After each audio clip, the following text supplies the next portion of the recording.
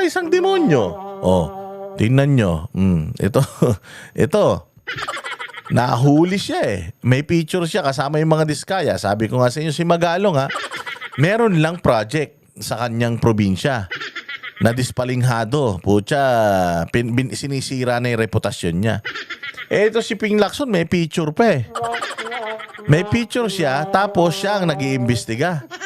O, si Pangulong Duterte, ganun din. May picture kasama yung ganito, kasama yung ganyan. Pucha na, drug lord daw yung kasama sa picture. Anong nangyari? Oh, si Alice Go, may picture kasama si Pangulong Duterte. Sangkot na daw si Pangulong Duterte sa Pogo. Di ba? O, tapos eto, kita nyo. Inaw ni Senate Blue Ribbon Committee Chair Ping Lacson ang lumitaw na litrato niya kasamang mag-asawang Diskaya. Pinost ni Congressman Kiko Barzaga ang larawan at nanawagan ng investigasyon. Ano? O, kita mo, nakaganon pa, naka-heart pa si Madam. O, recent ito eh. Oh, di ba yan mga itsura nila yan eh, oh. Paliwanag ni Lacson, kuha ito bago ang midterm elections noong Mayo. Dinala raw ng campaign supporter na si Fred Villaroman ang mga Diskaya sa kanyang opisina para imbitahan ang senador sa campaign rally sa Davao. Ha? Iimbitahan sa campaign rally sa Davao? Tumatakbo ito si Diskaya sa Pasig. Di ba? Tumatakbo yan yung babae. Tumatakbo yung babae, mayor ng Pasig. Bakit kayo iimbitahin sa Davao? Anak ng tinapay kaping. Huling-huli kayo sa akto, ha? Ang anak ng mga Diskaya na si Pacifico ay nominee ng Pinoy Ako Party List. Tinanggihan daw nila... Pinoy Ako Party List. Tapos ang lumapit yung nanay, isasama ka sa Davao. Inang buhay ito. So, ng imbitasyon bilang paggalang kay Senate President Tito Soto. Git ni Lacson, walang campaign donation sa kanya ang mga Diskaya. Ano yun? Hindi daw siya pumayag bilang paggalang kay Tito Soto. Bakit? Anong problema ni Tito Soto kung halimbawa sumama ka sa kanila, mangampanya ka sa Davao? Ang gulo nung paliwanag niya, sa totoo lang. Oh, unang-una dinala si mga Diskaya doon para imbitahin siya sa Davao, samantalang itong Diskaya sa Pasig tumatakbo. Okay lang sana. Iniimbitahan kita, sir, sa meeting di abansi ko sa sa Pasig. Kasi tumatakbo ko mayor doon eh. Pero sa Davao, ano yung tumatakbo ba ng mayor ng Davao ito si ating babaeng Diskaya? Wala na to, huling-huli na sa akto to si Pinky. Oh, kaya ngayon ang ingay-ingay nito ni Pinky, lahat inaaway eh. Oh, lahat ng mga lahat ng mga ngayon na bumabatikos, pati si yung batang si Kiko Barzaga, inaaway niya na eh.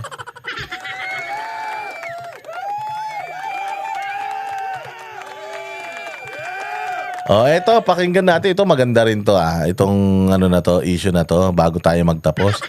O kasi si Vice President Inday Sara, gusto ng mga tarantadong congressman. Gusto ng mga tarantadong congressman, humarap siya ngayong araw na ito sa pagdinig ng kanyang budget. Inapprove na nga yan sa Inapprove na yan doon sa deliberation. Inapprove din doon sa Senado. Tapos gusto pagpaliwanagin pa rito, grabe naman yan.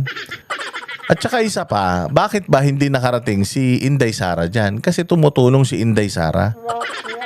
Hindi siya katulad ni Bongbong Marcos na mas importante pa yung mga pasumpain, yung mga militar kesa pumunta ng Cebu para bisitahin yung mga nalindol doon. Si Inday Sara na unang nagpunta ng Cebu para tumulong na sa mga nasalanta dahil unang-una sa lahat ang Cebu ay sister city ng Davao. So kailangan talaga mabilis. Kahit naman nung Yolanda pinakamabilis na nakarating doon yung mga tiga Davao, sila yung mga unang nagre-recover ng mga bangkay. So ganun na naman sila dito. Ito mga congressman, para lang yung agenda nila, maisulong nila. Ang gusto nila, umatin si Inday dito. Hindi, mas importante yung pagpunta ni Inday doon sa Cebu. Kung gusto nyo i-zero budget niya, i-zero nyo na. Tanginan nyo. Magkano lang yung budget ni Inday, magkano ninakaw ni Romualdez at ni Zaldico. Dapat ang zero yung mga budget ng party list. Oh, sige, pakinggan natin itong ano na to, itong mga kondisyon ni Inday Sara bakit ayaw niyang umattend sa sa budget hearing. The Office of the Vice President. Thank you.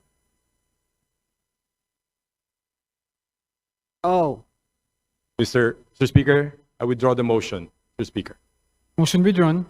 Majority Leader. and recognize the sponsor, Congressman Representative Jose Alvarez, for the sponsorship speech. Honorable Jose Alvarez is now recognized. Good afternoon, everyone. Afternoon, Mr. Speaker. We are in receipt of a letter from the Office of the Vice President, dated September 25, addressed to our chair on the appropriations, which I read. Dear Honorable Swan Singh, we refer to the Office of the Vice President, plenary. Ayan. So nagpadala siya ng mga a-attend. Oo. Sabi ni Inday kasi, hindi ako a-attend dyan hanggat hindi nyo tinatanggal sa lookout order yung mga taga-OVP. Tanggalin nyo sa lookout order yung mga taga-OVP. A-attend ako dyan. Meron pa siyang ibang demand. Budget deliberations scheduled on September 30, 2025 at 10 a.m. The following OVP officials will attend the plenary budget deliberation, namely Lemuel G. Ortonio, OIC Chief of Staff / Assistant Secretary. Second, Attorney Rosalyn B. Sanchez. Ito. Ito yung kanyang mga gustong terms. Oo. The House of Representatives demand the attendance of President Marcos. Oo nga naman. For the 27.3 billion pesos budget deliberation of the Office of the President. Wag lang ako. Imbitahin niyo rin si Pangulong Marcos kasi in-accord na nga ako ng parliamentary courtesy. Tapos, ganun din naman si Bongbong Marcos. Pumayag naman kayo dyan sa Kongreso na mga staff lang ni Bongbong Marcos yung mag-deliberate dyan sa plenaryo ng budget. Di ba? Pumayag kayo. So, bakit ako hindi? 27.3 billion yan. Ako nga sa akin, wala nga 1 billion eh. 900 million nga lang eh. Wala pang 1 billion. Ito 27.3 billion. Hindi ba dapat yung mismong presidente yung nagpapaliwanag saan niya dadalhin yan? Kasi kung kailangan ako mismo magpunta dyan, imbitahin nyo rin yung presidente. Sabi niya rin, alternatively, I will attend the Committee on Good Government and Public Accountability. Will produce before the plenary schedule a Department of Justice DOJ incumbent confirming that the Immigration Lookout Bulletin Order of the following OVP personnel has been lifted. So kailangan tanggalin niya muna yung nitong mga to, yung mga tawag diyan, mga tao na to sa lookout order. Tanginan nyo, si Saldico nakalabas ng Pilipinas eh. Si Romualdez, plano na rin yata tumakas eh. Tapos itong mga taga-OVP, binabantayan nyo pa rin, mga walang hiya kayo, wala naman silang problema. Budget for 902.895 million pesos has been deferred due to the committee's insistence that I attend the plenary deliberations. I am prepared to attend. However, I am seeking the following. House of Representatives demand the attendance of President Marcos for the 27.3 billion pesos budget deliberation of the Office of the President. Number 2, alternatively, I will attend if the Committee on Good Government and Public Accountability will produce before the plenary schedule a Department of Justice DOJ document confirming that the Immigration Lookout Bulletin Order or ILBO for the following OVP personnel have been lifted. Two conditions, Mr. Speaker. For the following personnel, Attorney Zulaika T. Lopez, Fajarda, how you wish to proceed. Thank you for the attention on this matter. Very truly yours. Signed, Sara Zimmerman Duterte, Vice President. In view Naulol sila dyan. Galit na galit yung mga makakaliwa o na kesyo binabastos daw ni Inday yung Congress. Dapat lang bastusin yung Congress. Putang ina eh. Silang pasimuno ng pagnanakaw. Gusto mo irespeto yan? Tama lang naman yan. Eh kung gusto nyo akong papuntahin dyan, eh dapat papuntahin nyo rin yung presidente. Kaya nga nung pinatawag kami dyan sa Quadcom, sa Tricom, sabi namin, ba't kami lang? Kami lang nandirito, hindi kasama dito yung mga yung mga vlogger ni Bongbong na tumatanggap ng pera ng galing sa kaba ng bayan. Oh, hindi ba? O kaya sabi ko nga talagang sutil din to si Inday Sara eh. And gusto lang magpakita ng Kongreso ng muscle, pero wala na kayong muscle. Wala na kayong lakas. Dati lalakas ng loob ninyong sa pa lang doon pa lang sa ang tawag diyan sa session eh. Doon pa lang kinatay nyo na si Inday Sara doon eh. Oh. Pero wala, 'di ba? Napunta sa wala. Dumiretso ng Senado. Yung Senado nga nag-pledge pa sila eh. Hindi, dapat dagdagan. Meron kayong kinaltas na 37 million, sabi ni Tulpo. Dapat anong apektado nitong kinaltas yung 37 million? Eh mas maganda pag-uralan kung dapat bang ibalik yung 37 million. Si Win Gatchalian na humarang din sa budget niya nung nakaraang taon. Sabi okay naman daw. O, tapos si Jinggoy, sabi pa nga ni Jinggoy, total naman. Marami naman daw tayong insertions. O lahat ng budget natin ibigay na natin kay Inday Sara. Total nakakatulong naman. Bakit nyo ini-scrutinize yung budget ni Inday? Tapos tinan mo ang gusto ni Canto Tino, ang gusto ni Tino, yung party list representative ng mga makakaliwang abno, ang gusto niya, 100 plus million lang ang ibigay, pang pasweldo lang sa mga tao. Gago. Eh di tinanggalan mo ng serbisyo yung Office of the Vice President. Akala ko ba makatao kayo? Akala ko ba makabayan kayo? Eh bakit tinatanggalan nyo ng kapangyarihan yung isang ahensya na tumulong sa bayan? Dito mo talaga makikita na itong mga makakaliwa, destabilizer yan eh. Oo, destabilizer. Imbis na makatulong, halimbawa, kung merong 10 opisina na tutulong sa Pilipinas, babawasan mo ng isa? Dapat nga dinadagdagan nyo pa yung kapasidad ng bawat opisina para makatulong sa mga mahihirap at mga masa maralit ang Pilipino eh. Taki mo tatanggalin mo yung capacity ni Inday Sara para tumulong sa kapwa niya Pilipino. Akala ko ba mahal mo ba yung Pilipinas? Tinyo. Tanginan nyo kayo kayo nila Leila de Lima, mga buang kayo mga hayop.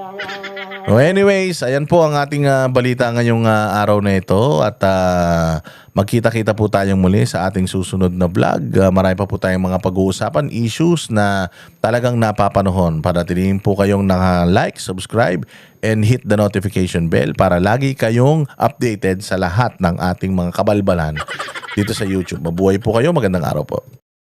Kami ang boses ng masa, hindi natatakot.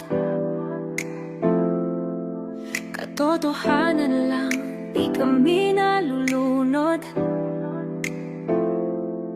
Walang bahid ng sismis, lahat ay totoo.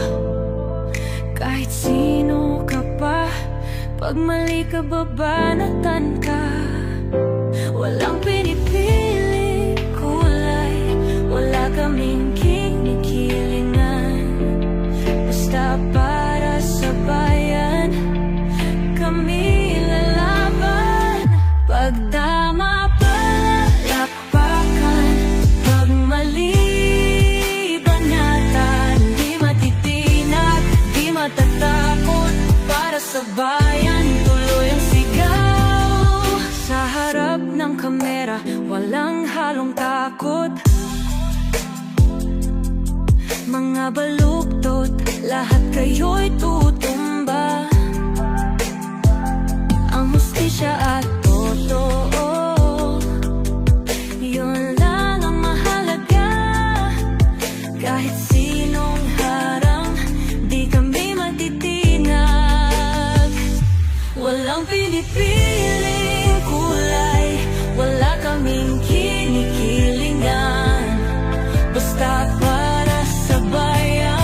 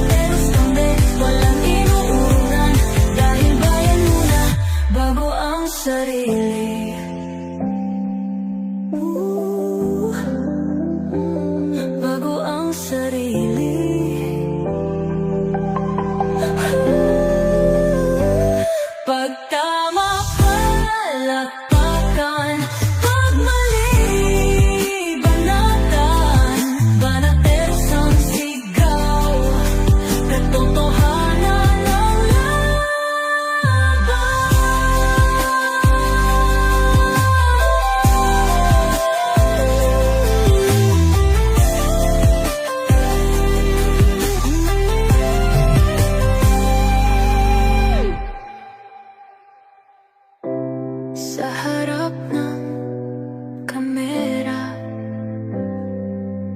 Walang halong